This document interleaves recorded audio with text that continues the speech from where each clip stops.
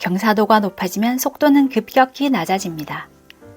오르막길을 더 빨리 달리기 위해서는 튼튼한 체력, 상황에 따른 적절한 기술 및 요령, 힘든 상황을 견디는 강한 근성이 필요합니다. 그래서 사이클을 잘 타는지는 대개 오르막길에서 결정됩니다. TDF 같은 세계적인 사이클 대회에서도 산악 구간에서 돋보이는 선수가 대개 우승합니다. 경사도는 이렇게 구합니다. 오르막을 빨리 오르는데 영향을 주는 요소들을 정리하면 체력, 체격, 부품, 자세, 기술 및 요령, 마음가짐 등이 있습니다. 이 중 체력, 체격, 부품 등은 오르막을 오르면서 변화를 줄 수 없는 부분이어서 여기서는 다루지 않고 나머지 항목에 관해 설명합니다. 앞으로 설명하는 기술이나 요령으로 충분하지 않다면 힘을 기르고 살을 빼고 부품을 바꾸면 됩니다. 참! 자전거는 꼭 타야 하는 것은 아닙니다. 경사가 너무 가팔라서 탈 수 없으면 끌고 오르면 됩니다. 오르막길과 평지의 다른 점을 보죠. 경사도, 자세, 마음가짐. 경사도가 크면 관성이 작아지고 힘은 더 들어갑니다. 그만큼 빨리 지칩니다. 그리고 오르막에서는 허리를 더 숙이게 되어 엉덩관절의 각도가 작아지고 페달링 파워는 커집니다. 대신 더 힘듭니다. 오르막이 힘들다는 것은 누구나 압니다. 그 힘든 것을 극복할 수 없다고 생각하면 포기하지만 할 수 있다고 여기면 더 힘을 냅니다. 역시 더 힘듭니다. 오르막은 힘든 것이 가장 큰 특징입니다. 내 몸의 모든 것을 동원하여 힘든 상태를 얼마나 오래 버틸 수 있는지가 관건입니다. 어떤 것들을 동원하고 활용할 수 있는지 살펴보겠습니다. 오르막길에서는 자연스레 엉덩관절의 각도가 작아집니다. 무게중심이 뒤로 이동하는 것을 보정하기 위해 윗몸을 더 숙이게 되어 엉덩관절의 각도를 더 작게 합니다. 그리고 오르막길에서 앞바퀴가 높아지는데 페달도 큰 힘을 내는 위치인 세시 전후 위치에서 더 높아져 안장과 페달의 높이 차이가 줄어들어 엉덩관절의 각도가 조금 작아집니다. 평지에서 최적의 엉덩관절의 각도로 페달링을 한다면 오르막에서는 최적의 각도보다 더 작아지므로 핸들바의 후드가 아닌 탑을 잡으라는 이유가 이것 때문입니다. 엉덩이의 앞뒤 위치를 바꾸어도 엉덩관절의 각도가 달라지기 때문에 꼭 핸들바를 잡는 위치를 바꾸는 것만이 방법이 아닙니다. 평지에서든 오르막에서든 골고루 잡는 것이 좋습니다. 비율이 달라질 뿐입니다. 동호인 수준에서는 평지에서 최적의 엉덩관절의 각도보다 조금 높게 타는 이들이 많은데 오르막에서는 자연스레 더 큰 힘을 내는 엉덩관절의 각도가 됩니다. 그래서 오르막에서 더 높은 파워가 나오는 것입니다. 오르막에서의 자세를 평지에서 오래 유지할 수 있다면 평속은 높아질 것입니다.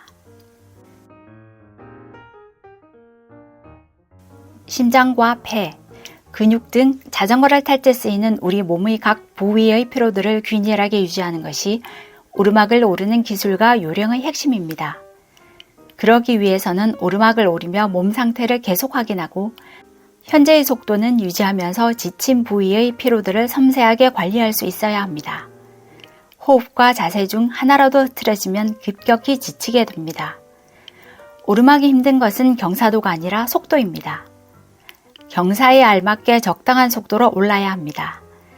그러기 위한 기술과 요령을 살펴보겠습니다. 기술은 오래 익혀야 하고 요령은 바로 수행할 수 있는 것으로 나누겠습니다. 오르막 기술에는 댄싱과 호흡이 있고 요령에는 체력 안배, 페달링, 시선, 마음가짐 등이 있습니다. 하나씩 살펴보겠습니다. 엉덩이를 들고 페달을 밟으면 몸무게가 페달에 더 실려 가속이 되고 페달이 푹푹 꺼져 균형을 잃게 되는데 그것을 방지하고자 안장에 앉아서 페달링을 하다 댄싱을 하기 직전에 기어비를 한두 개 높이기도 합니다. 이렇게 하면 다리 근육의 피로도가 더 높아져서 빠르게 오르는데 불리해집니다. 기어비를 높여 댄싱을 하는 것은 가속하거나 스프린트 댄싱을 할 때 하는 것입니다. 댄싱도 여러 형태가 있는데 오르막에서 근피로 관리를 위한 댄싱은 댄싱과 시팅의 자세 전환할 때 기어비와 케이던스가 변하지 않아야 합니다. 호흡 요령은 당장 수행할 수 있지만 호흡에 집중하다 다른 부분을 놓치게 되어 무의식 상태로 효율적인 호흡을 할 수 있도록 충분한 연습이 필요하기 때문에 기술 영역에 넣었습니다. 호흡은 복식 호흡이 기본입니다. 버틸 수 있다면 코로 들이쉬고 입으로 내쉬는 것이 좋고 운동 강도가 더 높아지면 입으로 들이쉬고 내쉴 수밖에 없습니다. 힘들 때 심호흡을 하면 힘이 더 나는 것을 경험하셨을 것입니다. 그리고 호흡이 흐트러지지 않도록 유의해야 합니다. 호흡이 흐트러지면 급격히 지칩니다. 운동 강도를 낮춰서라도 안정된 호흡을 유지해야 합니다. 한 호흡에 끝낼 것이 아니라면 체력 안배는 필수입니다. 오르막 초입에는 의욕이 충만하고 힘이 충분하여 자칫 강한 라이딩을 하기가 쉽상입니다. 이러면 금방 지치고 나머지 거리를 지친 상태로 오르거나 못 오를 수 있습니다. 결국 전 구간을 아주 힘들게 올랐지만 기록은 좋지 않습니다. 그래프에서 A 형태로 오르는 것입니다. 매우 강한 힘을 낸다면 10초 이내에도 수행 불능 상태가 되고 운동 강도를 조금만 낮추어도 수행 시간은 비약적으로 길어집니다. 그래서 오래 가려면 처음부터 너무 큰 힘을 쓰면 안 됩니다. 목표 지점에 가까워질수록 운동 강도를 높인다는 생각으로 체력 안배를 하는 것이 덜 힘들고 기록은 더 좋습니다. 그래프에서 B나 C 형태로 오르는 것입니다. 같은 오르막길에서 다양한 형태로 여러 번 오르면서 적당한 운동 강도를 감각으로 익혀야 합니다. 절제하지 못하면 고수가 될 수 없습니다. 힘을 크게 그리고 오래 쓰는 오르막길에서 근육의 피로는 피할 수 없습니다. 하지만 같은 힘을 내면서 피로를 조금 줄일 수 있습니다. 자세를 조금씩 자주 바꾸는 것입니다. 자세를 바꾸지 않고 고정된 상태로 일정 시간이 지나면 통증은 무조건 발생합니다. 벌 받을 때 힘든 것이 이 때문입니다. 손을 들고 시간이 지나면 아프고 손을 내리면 편안합니다. 자전거를 탈 때도 한 자세로 타면 빨리 힘들어집니다. 하지만 자세를 자주 바꾸면 근육의 피로가 줄어듭니다. 근육은 벌을 받는지 자전거를 타는지 일을 하는지 구분을 못하고 자극에 반응할 뿐입니다. 자전거를 탈 때 자세를 바꾸는 대표적인 요령이 궁둥이의 위치를 안장의 앞뒤로 옮겨가며 페달링하는 것입니다. 근전환이라고도 합니다. 모든 관절에 이 요령을 적용합니다. 불편하기 전에 바꾸는 것이 중요합니다. 불편한 다음에 바꾸면 늦습니다. 불편함이나 통증을 느꼈다면 근육의 피로가 통증 역치 이상 쌓였다는 것이고 그 상태에서 자세를 바꾸면 근육 내 피로 물질이 조금 줄어들어 잠시 편하지만 피로 물질이 조금만 더 쌓여도 통증 역치를 넘어 다시 통증이 발생합니다. 이를 피하려면 아프기 전에 자세를 바꿔야 합니다. 앞에서 말한 대로 경사도가 크면 관성이 작아지고 힘은 더 들어갑니다. 그러면 근육의 수축 속도는 느려지고 임팩트 페달링은 어려워집니다. 물론 경사도, 기업이, 체력, 요령 등에 따라 오르막에서도 임팩트 페달링을 할 수 있지만 불리합니다. 아무래도 근력이 더 많이 필요하고 그만큼 빨리 지치게 됩니다. 다리 근육의 피로도를 낮추는 요령으로 페달링 한 바퀴 동안에 큰 힘을 쓰는 위치를 자주 바꿉니다. 오르막에서는 발이 궁둥이보다 더 앞에 있게 되어 12시에서 1시 사이에서 미는 페달링이 더 잘 됩니다. 그래서 미는 페달링의 비율을 높입니다. 얼마만큼 높일지는 각자 정해야 합니다. 1시 방향으로 크게 돌리는 페달링을 하는 것도 도움이 됩니다. 힘든 만큼 평지보다 더 자주 바꾸어야 덜 지칩니다.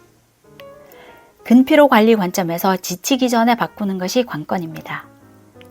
많이 지친 상태로 급경사를 오를 때는 꾹꾹 밟아서 오르게 되는데 밟는 순간 앞바퀴가 들릴 수 있습니다. 힘들어도 페달링은 부드럽게 해야 합니다. 페달링의 운동 강도를 결정하는 두 요소는 기어비와 페달링 회전수입니다. 강하게 또는 멀리 달릴 때는 이 두 변수의 조합을 어떻게 하는지도 중요한 부분입니다. 적절한 조합으로 다리 근육과 심폐의 부하를 오르막을 오르는 동안 일정하게 유지하는 감각과 절제가 필요합니다. 오르다 보면 더 급한 경사를 맞닥뜨리게 되는데 그 경사 이전에 적당한 기어비로 바꿔야 합니다. 경사가 급격하면 더 큰 힘을 내야 하고 그만큼 체인은 더 팽팽해지고 변속이 잘 되지 않습니다. 기어 바꿈은 체인이 되도록 느슨한 상태에서 미리 하여야 합니다. 기어비는 적당하다고 생각하는 것보다 한두 단계 더 가볍게 시작하고 몸의 피로를 살펴가며 변화를 줍니다. 기어비 공식은 이렇습니다. 측정 케이던스가 항상 최저값이 아니라 파워에 따라 조금 달라집니다. 평지에서 장거리를 달릴 때는 90에서 100rpm, 오르막에서는 이보다 10에서 20rpm 낮은 70에서 90rpm 정도로 돌립니다. 기어비를 충분히 낮게 할 수 있다면 오르막에서도 평지처럼 돌릴 수 있습니다. 하지만 평지에 비해서는 높은 케이던스 페달링의 비율이 낮아질 수밖에 없습니다. 오르막 중간에 짧은 급경사를 만나기도 하는데 이때 기어를 가볍게 바꾸거나 댄싱하거나 하는데 댄싱이 여의치 않으면 몸을 좌우로 움직이며 페달에 몸무게를 더 실어 더 강한 페달링을 할 수 있습니다. 케이던스가 낮을 수밖에 없는 오르막에서 힘들면 자연스레 나오게 되는 자세인데 상황에 따라 활용하면 좀 더 기록을 좋게 합니다. 페달을 누르는 순간 상체를 더 숙이면서 좌우로 몸을 움직이면 엉덩관절의 파워를 순간적으로 높일 수 있지만 그만큼 근육 피로가 가중되니 적절하게 써야 합니다. 이때 핸들바를 꽉 잡는 것이 더 큰 힘을 냅니다. 강하게 페달링을 하면 반작용으로 몸이 위로 들립니다. 그렇게 되면 페달링이 약해집니다. 이를 방지하려면 손으로 핸들바를 꽉 잡으면 됩니다. 하지만 손과 팔도 큰 힘을 쓰게 되어 빨리 지치기 때문에 이 요령은 오래 쓰지 않는 것이 좋습니다. 그래서 큰 힘을 써야 하는 잠시만 활용합니다. 잠시 강하게 잡을 때도 계속 꽉 잡는 것이 아니라 세게 밟는 시점에 맞추어 잠깐씩만 꽉 잡습니다. 그래야 덜 지칩니다. 힘들면 고개를 숙이고 페달링에만 집중하는 이들이 있는데 시선은 고개를 들어 내가 가야 할 곳을 보아야 합니다. 길의 상태, 주변 상황 등을 판단하여 미리 적절하게 대응해야 합니다. 최선을 다했는데 고개를 들지 못할 정도까지 힘들게 타야 한다면 아직 약한 것입니다. 그리고 고개를 숙이면 기관지가 좁아져 호흡이 조금 불리해집니다. MTB처럼 짧은 급경사에서는 무게중심을 앞으로 두기 위해 고개를 숙이기도 합니다. 오르막에서는 더 강한 페달링이 필요하고 그만큼 체온은 상승합니다. 체온이 너무 높아지면 몸의 기능이 떨어지기 때문에 더 빠르게 오르려면 체온 관리를 해주어야 합니다. 그 방법 중 하나로 물을 마십니다. 호흡이 흐트러지지 않게 한 모금씩 자주 마십니다. 특히 긴 오르막에서는 더욱 유의해야 합니다. 오르막길은 경사도가 변합니다. 그 변화에 적절하게 대응할 수 있어야 합니다. 그러려면 오르막길을 명확하게 숙지해야 하고 오르기 전에 대응 방법을 준비하여야 합니다. 각각의 구간에서 어떤 형태로 페달링 할 것인지, 체력 안배를 어떻게 할지 등을 오르기 전에 정하고 가는 것이 더 좋은 기록을 냅니다. 앞에서 언급했듯이 힘든 것을 극복할 수 없다고 생각하면 포기하지만 할 수 있다고 여기면 더 힘을 냅니다. 힘을 더 내는 만큼 당장 조금 더 갈 수 있고 몸에는 더 강한 자극이 되어 다음에는 더 갈 수 있게 됩니다. 페달만 돌리면 자전거는 앞으로 가게 되어 있으니 페달을 한 바퀴라도 더 돌리면 되는 것입니다. 더 돌릴 수 없으면 내리면 됩니다. 다음을 기약하면 됩니다. 오늘이 끝이 아닌 것이죠. 그렇게 반복하면 향상되고 성취감을 맛보게 될 것입니다. 그리고 나만 힘들지 않습니다. 모두 힘들고 저마다 최선을 다하고 있습니다. 나도 그 가운데 한 사람입니다.